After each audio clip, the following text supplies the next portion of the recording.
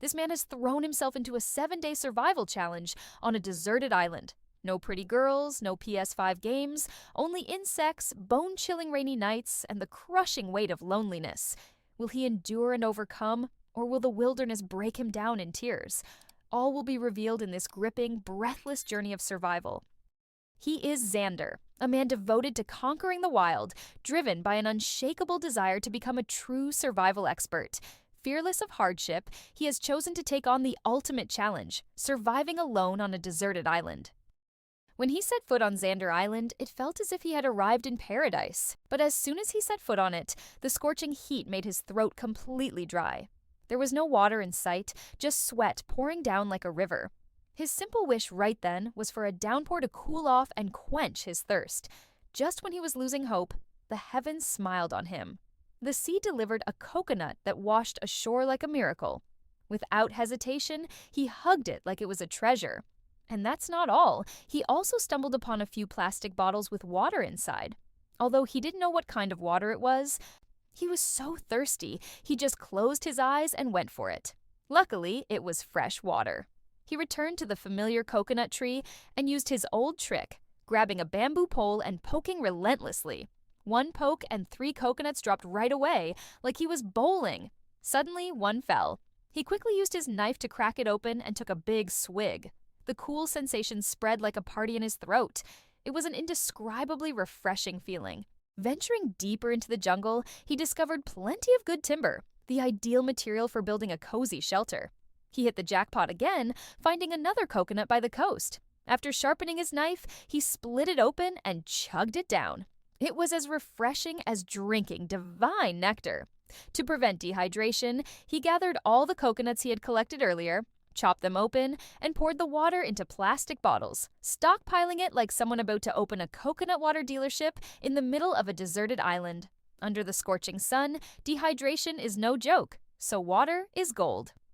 Returning to the clearing, he took out his hammock and strung it between 2 tree trunks. Lying in it felt even better than being at a 5-star resort.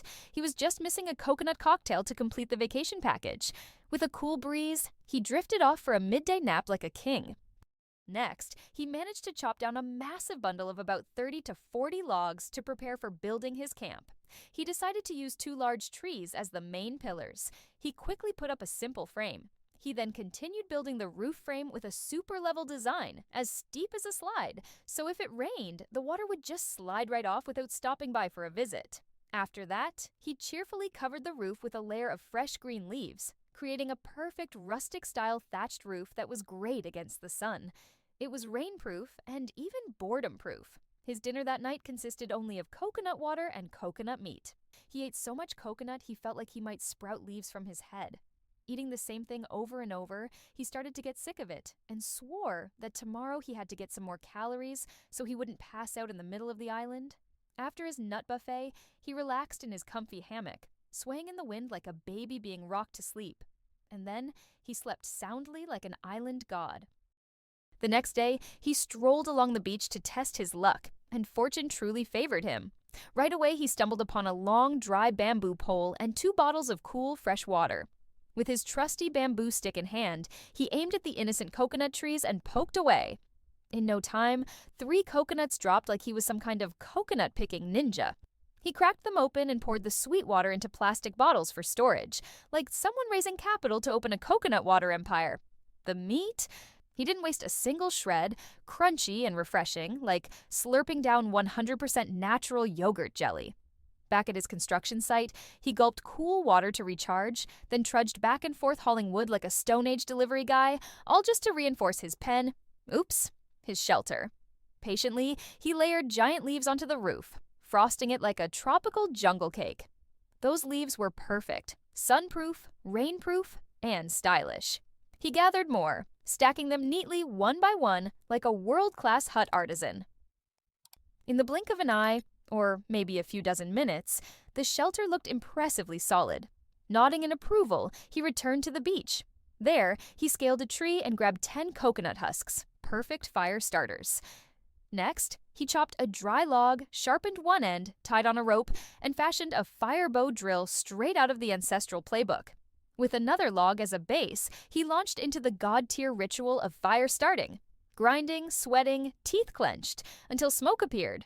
A spark caught, he dropped it into the tinder, blew gently, fanned hard, and boom, the flame roared to life like a stage spotlight. Ecstatic, he shouted into the jungle, like Tarzan summoning his tribe. Then he remembered the crab in hiding. Spear in hand, he crept like a ninja, nabbed it, and tossed it straight into the fire. 15 minutes later, the shell crackled. A mouth-watering aroma filled the air. He tore off a massive, weapon-sized claw and devoured it. The taste burst in his mouth, an explosion of flavor beyond words. Next, he grabbed a small bamboo branch, cut a piece, and crafted a magical fire blower, standard made-in-the-jungle tech. After a few tests, the blower proved incredibly effective, almost like a pocket-sized flamethrower. But then, reality struck. He had nothing for dinner, so he geared up and headed for the sea in search of protein. The moment he stepped into the waves, he spotted a tiny shrimp darting through the cool water. Inspired, he dove in himself, letting the ocean wash away every worry beneath a sunset so vivid it looked painted by the gods. When night fell, hunger roared in his stomach like a war drum. Determined, he prowled the shore, spear in hand, and with ninja precision skewered a fat crab. One crab wasn't enough, so he lunged again, bagging another to make his dinner truly epic. Without hesitation, he tossed the catch straight onto the fire. Minutes later, the shells crackled, and the air filled with an irresistible aroma.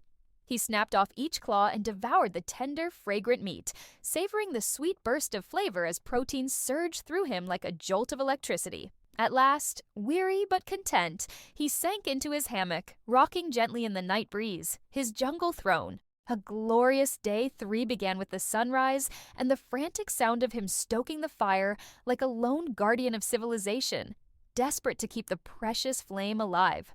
Without hesitation, he grabbed his spear and diving gear, charging into the sea like a modern-day hunter. The moment he submerged, fish darted everywhere, promising a feast fit for a king. Tasty prey beckoned, but disaster struck. His spear gun went limp, as useless as soggy noodles. Refusing to give up, he hurried ashore, tore the gun apart, and tinkered with it like a jungle mechanic. Once fixed, he tied a rope to the spear, upgrading it into a blitz-style fishing weapon.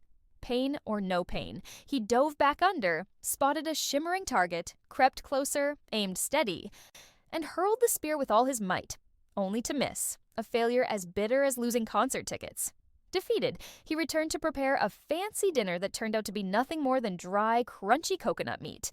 Grimacing with every bite, he forced it down, sick of the monotony, but with no other choice. When the last piece was gone, he lay flat on the ground, utterly drained, and drifted into a heavy, dreamless sleep. In the morning, he had barely been asleep when he jolted awake to find the fire about to die, hurriedly blowing on it like a panicked guardian to keep the flame alive. Last night's rain had raised the sea level, which also meant more chances to hunt. Excited, he grabbed his gear and charged into the waves. He dove deep to continue his fish-catching campaign, but the fish here were slicker than ninjas, darting out of reach every time. At last, Lady Luck showed up. He launched his spear and struck a plump fish, grinning like he'd just won the lottery as he carried it ashore. Its scales shimmered like a rainbow, beautiful but far too small for even dessert. Determined to eat his fill, he dove back in like a superhero hunter and snagged another. Just as instinct told him, when the water rose, the fish came out in droves as lively as a festival. Soon he speared a jet-black fish with razor-sharp fins that nearly slashed his hand, but he subdued it and triumphantly brought all 3 back to camp. He quickly set up a jungle BBQ pit, tossing the catch on the fire until the air filled with mouth-watering aroma. 5 minutes later, he grabbed the smallest one, biting into heaven itself. 1, 2, 3. Gone, devoured like he was at an all-you-can-eat buffet. Still restless, he dashed back for dry wood, peeling bark tough as leather to craft a strong rope. Back at camp, he tied down the crossbeam of his shelter and layered it with coconut leaves, finishing an entire wall in no time. Fueled by momentum, he built a second wall just before nightfall. Then, without warning, the sky unleashed a heavy downpour. Luckily, his quick waterproofing skills paid off. The 2 walls shielded him from the rain. Though the chill crept in and he worried the fire might sputter out, the storm also gifted him an abundant supply of fresh water. He scrambled to collect it, filling 11 liters into 13 bottles. At last, with the rain still drumming, his eyelids grew heavy. and he sank into the best night's sleep yet. The next day, he woke up with panda-like dark circles under his eyes, all thanks to a night on the hard ground and no morning coffee. Groggy and drained, he finally pulled out his precious life-saving packet, poured a bit straight into his mouth, and chased it with water like a brain-charging tonic. Feeling a spark of energy, he grabbed his gear and dove into the sea, and this time luck sided with him. He caught a fish. Grinning, he hauled it back, then dove again, striking gold with a second catch. Back at camp, he stoked the fire with his trusty bamboo tube and set up his epic jungle grill. The two fish went on the rack, and soon the smoky aroma filled the air, making his stomach growl like thunder. Each bite was pure bliss, the meat soft, sweet, and tender, melting right on his tongue. As night fell, the flames dwindled until only glowing embers remained, but with one strong puff, they flared back to life like fireworks. And despite the feast, dinner still ended with his old faithful coconut water, coconut meat, and yet more fresh coconut, because even though the fish filled him up, the flavor was just too fishy for his liking. Somehow, he made it through. By the morning of day 6, he looked like a walking zombie, eyes half shut and yawning nonstop. For breakfast, he brewed himself a life-saving cup of coffee, then grabbed his spear gun and headed straight for the sea. The hunt began again, and on his second shot, bullseye. A fat, juicy fish was wriggling in his hands, but of course one was never enough, so he dove back in and snagged a second to complete the set. Back at camp, he tossed the catch onto the grill while gulping down coconut water, the smoky aroma swirling through the air. The fish was tender, the meat firm with barely any bones, melting in his mouth with unbelievable flavor. Yet before he could even savor the aftertaste, the skies opened up once more. Rain poured in sheets, and he was left with the ultimate wilderness curse, cold, soaked, and sleepless. With no other choice, he curled up by the fire like a drenched cat, clinging to the warmth, praying the flames would last as the storm hammered down through the endless night. And just like that, the survival challenge came to an end. On the final day, he calmly put out the fire, packed up his gear, and took down the shelter that had kept him safe. Everything was neatly stuffed into his backpack before he carried it back toward the sea. Heading home, he was filled with pure joy, his spirits soaring as if he had just returned from a week-long, god-tier camping adventure in the wild. Don't forget to like, share, and subscribe so you won't miss the next survival episodes. And tell me, would you dare to challenge yourself and survive alone on a deserted island? Goodbye for now, and see you next time.